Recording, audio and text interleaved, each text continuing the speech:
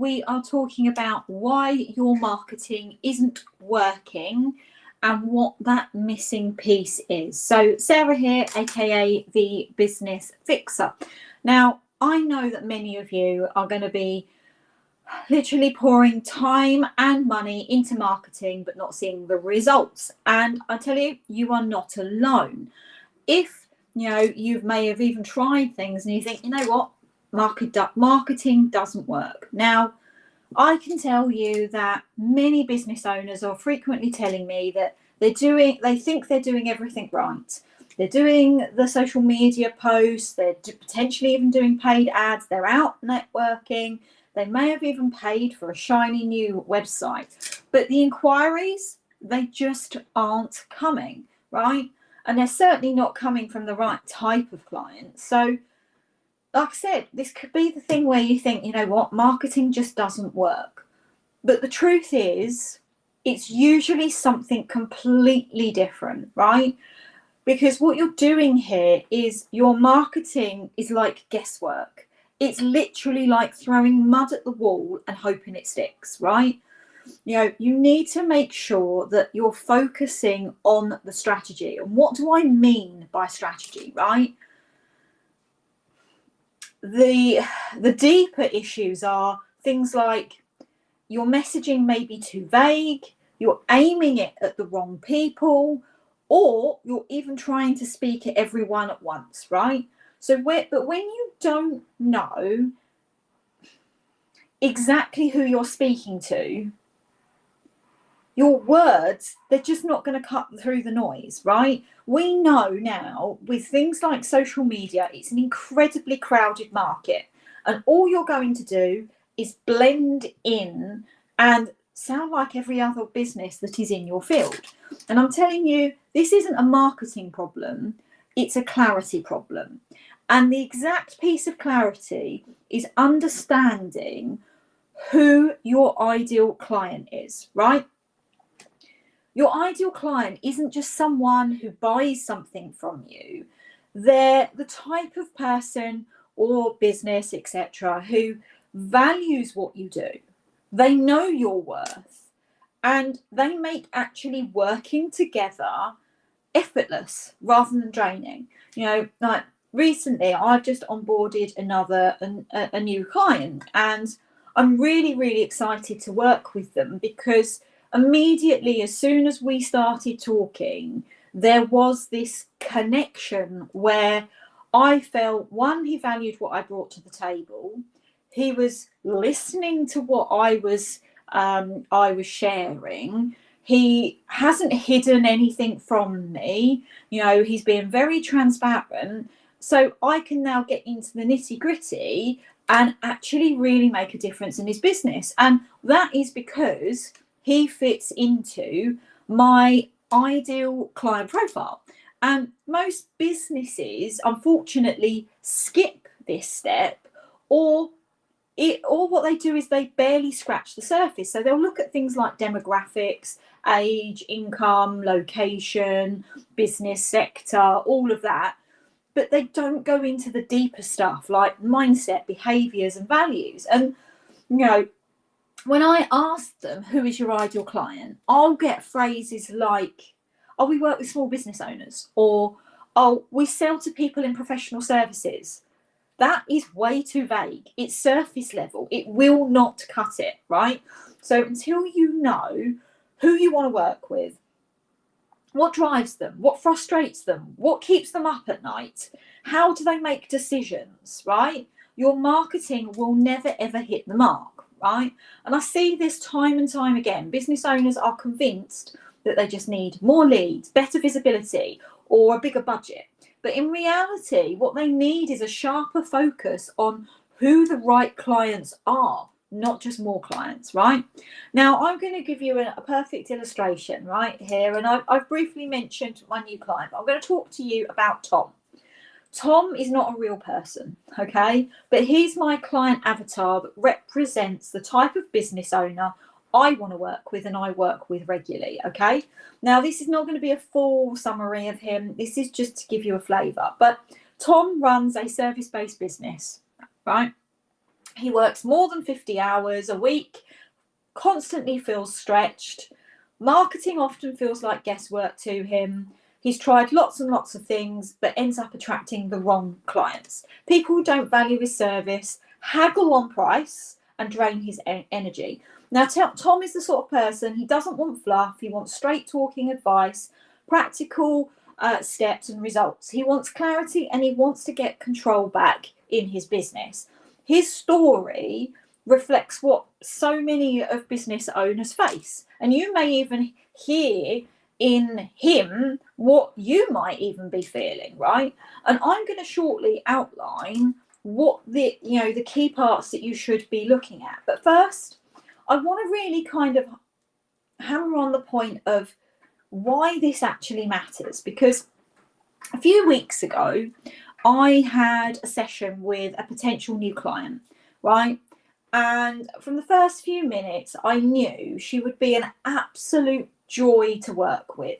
She was so passionate about starting a business. She was open to ideas, and she really kind of thrived on structure. She likes clear processes, was clearly an organized person.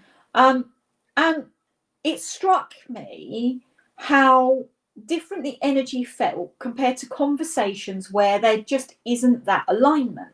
She wasn't looking for quick fixes. She wasn't resistant to trying new approaches. She had the right mindset. And because of that, I can now see exactly how I can help her. And, and I'm really, really grateful, because I think it was yesterday I put a post out, which actually was a testimonial from her, which reiterates what I'm sharing here with you. I'm working with this new client.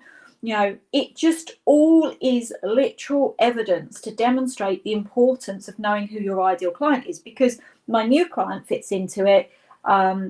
Becky, who I just referred to, she fits into it. And it is so much easier when you're having conversations with your ideal client. It's easier to close them, for starters. But before you even get to that, right, what you're trying to do is you're trying to get clarity. When you know who your ideal client is, you attract people who share your values, who respect your expertise, and who make your work enjoyable. And the results then come faster. The process flows. Marketing, for example, stops being constant struggle, and you start actually it starts becoming a natural conversation, which then leads to it being easier to close and for them to become a client, right? If you compare that to the type of people who aren't the right fit, they're going to push back against your advice. They're going to give you every excuse under the sun why it won't work. They'll drain your time. They'll haggle you on price, and you'll spend thousands trying to attract them, but they're not even the right people that actually you can help. They're wasted energy, wasted effort. And I'm going to tell you what, it's not about the niche you choose. To me, it's more about the mindset, behaviors, and the values of those ideal clients. And until you define them clearly, you're just going to keep attracting the wrong ones for you, right? And I've given you clear examples of when you do it right, that's what happens in terms of the difference that it makes. Everything becomes easier, right? And then and as I said, you then start to see that other aspects of your business improves, because things like your offers, they'll become sharper because they'll solve exactly the problems that your ideal clients are desperate to fix. Your message is more likely to then resonate because you're speaking their language, because you know what their language is. Your marketing spend is more efficient because you know where you're going to find those ideal clients and how to reach them. As I said earlier, your sales process becomes smoother because the right clients then see the value in what you do before you've even pitched it, right? Now, how to actually attract those right clients?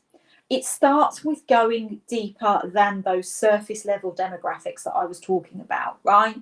Yes, you've got to do the demographics, the age, the location, the business size, the industry, but they're only a starting point, right? So let's start thinking about the mindset. So for example, with my ideal client, they need to have a growth mindset. They need to be open to changing, open to new ideas, right? If they are resistant to change, then they're not likely to have the right mindset, right? Fears.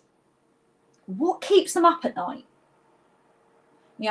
Is it, for example, for my clients, it's fear of stagnation. It could even be an element of financial instability. They feel like they're losing control.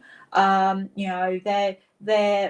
even at times thinking, how am I going to pay payroll at the end of the month?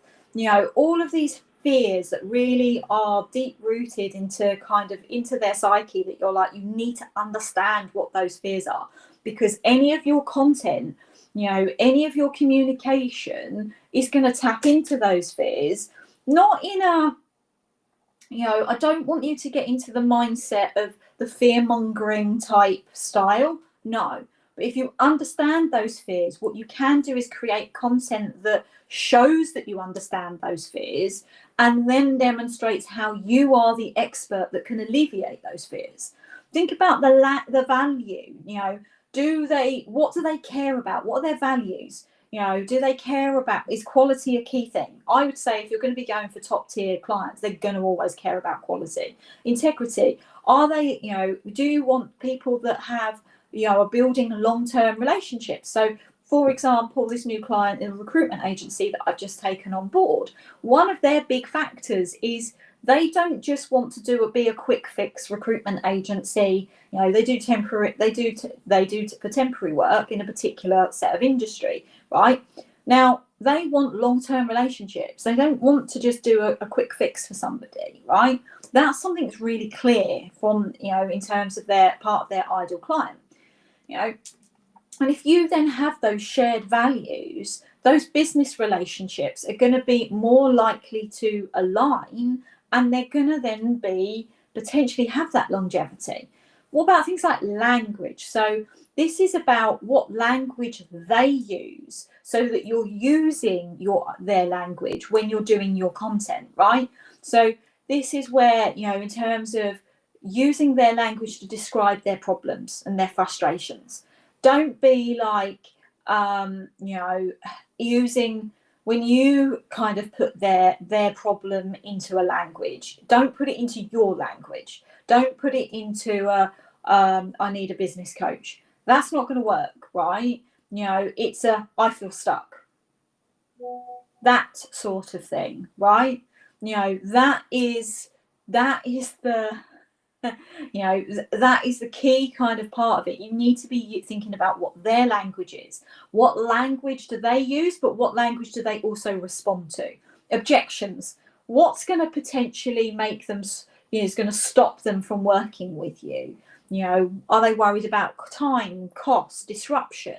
You need to be able to answer these objections in your marketing. Now, sometimes you'll see in my content, I will put a post up about objections, and I'll go through the kind of framework of, what their objection could be, and how I give evidence of, how I alleviate that, as well as the solution, etc. And when I'm talking about the how I alleviate it, it's coming from the results of the people in which I have achieved those results for. So actually putting in your content so that people can say, oh, okay, right, so that isn't something I need to be concerned about. Okay. Now, some of these things are also going to be subconscious. They're not necessarily going to be a conscious thing. So you need to be aware of things like subconscious blocks. You need to be, in terms of what beliefs that they might have that is holding them back. Do they secretly fear growth? That they think it might cost them freedom rather than give it to them? Do they associate things like struggle with their worth? These hidden barriers can explain a lot of the reasons why prospects are stalling, even when they know they need help. So if you understand those subconscious blocks, and I'm just going to say something here, you need to be aware of your own subconscious blocks. Whilst that's a mindset thing in relation to you as a business owner, I do just want to flag it here and now, because I am seeing it a lot at the moment, particularly with the way the current market is, in the fact that business owners are finding it tough. Businesses are going into administration. They are struggling to keep going. And and I think I'm somebody who really believes in positivity and the mindset and the law of attraction. But the law of attraction can only work if you don't have those internal subconscious blocks. And I work with an amazing person called Leanne, who has really helped me clear those subconscious blocks. And my business, since I have been doing that internal work, and some of you may think this is all fluff, but I promise you it really is not fluff. It is game changing, right? My business has completely and utterly changed since I have done this work. Okay, so subconscious blocks, this isn't just in relation to your ideal client, and I've gone off on a slight tangent, but it's such an important thing. You need to be aware of your own subconscious blocks. Okay, going back to the ideal client, buying triggers. What's going to make them take action? For example, have they hit rock bottom? Have they lost a major client? Or have they had some kind of wake-up call? These are the moments that really drive decisions. So when you're doing your content and when you're in the sales conversations, if you know what is driving them looking for, to solve this particular problem, you again can kind of tap into that with showing that your solution is the answer. And that when the simple fact is, if they do nothing, then they're going to be in exactly the same place, if not in a worse situation. And again, it's not about fear mongering. I do not want you to be using that strategy. It's about pure facts of where their position is. I talk about frequently, like, for example, I've recently launched my 90-day peak business performance sprint, right? And one of the key messages that I'm saying with that is, if you do nothing and nothing changes, and then nothing will change, and you'll be in the same place, if not in a worse position. And what I really want to do with my clients is affect that major change, that you can ride out everything that's going on in the current market, because I'm giving you the processes, the steps, the ways in which you can not only survive, but you can thrive and you can see opportunities. Okay, now something else to really be thinking about is who you don't want to work with. Be really crystal clear about this. So you don't want late payers, you don't want people who are going to resist your process, or clients who want the cheapest option. They're not going to be your ideal client, right? And this isn't even a full, I've given you a lot of detail here, right? And that isn't even a full profile. When you do it properly, I tell you, it is on another level in terms of the depth. Okay, so here are some common mistakes that you need to try and really avoid. Don't sell to everyone. Okay, if your message is we can help anyone, then no one will pay attention. You need to be specific. Don't copy what the big brands are doing. They can afford to do broader brand campaigns. Smaller businesses need to focus. Stop at the surface level profiles, right? When you're stopping at that level, you're not gonna hit the mark, right? You need to go deeper than a profile that just is about age or income, right? You need to be going into the fears, the values, etc., etc. Assuming clarity means limitation. Now, this is a big one. The amount of times I've had conversations with people saying, well, I can help everyone. I want to help everyone. I don't want to limit myself, right? In truth, what it does, it sharpens your marketing and makes you more attractive.